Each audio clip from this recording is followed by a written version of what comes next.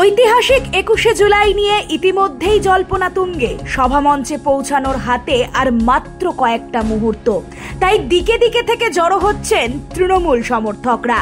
নদীপথ, সড়ক পথ, ট্রেন পথ, কোনো পথেই বাদ নেই তৃণমূল সমর্থকদের আসার। শিয়ালদা স্টেশনে একের পর এক ট্রেন ঢুকছে উত্তরবঙ্গ থেকে। তার পাশাপাশি স্টেশনের পাশেই রাখা রয়েছে মেডিকেল টিম, যাতে যেই কর্মীরা উত্তরবঙ্গ থেকে আসছেন তাদের শারীরিক অবস্থা ঠিক না থাকলে সেই ক্যাম্পে গেলে তাদের ওষুধ দিয়ে দেওয়ার ব্যবস্থা রয়েছে। তারই পাশে আবার চলছে খিচুড়ি বিতরণ। শিয়ালদা স্টেশনে অস্থায়ী মঞ্চে রয়েছেন জ্যোতি মল্লিক সহ অন্যান্য তৃণমূল কর্মীরা। অন্যদিকে ধর্মতলার দিক থেকে একের পর এক বাস ঢুকছে, যার সামনে ঝোলানো তৃণমূলের বড় ব্যানার। এদিকে হাওড়া স্টেশনের সামনে হিন্দু, মুসলমান, শিখ, জৈন, পারসিক বহুরূপী সাজে ধরা দিয়েছে নদিয়া থেকে আসা একদল তৃণমূল সমর্থক। আর মূল মঞ্চের কাছে জনজোয়ারের সৃষ্টি হয়েছে ইতিমধ্যেই।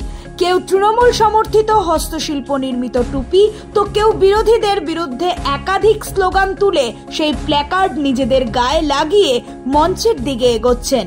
সব মিলিয়ে গোটা কলকাতা জুড়ে সাজো সাজো রব ২১কে কেন্দ্র করে। Bureau report, the voice now.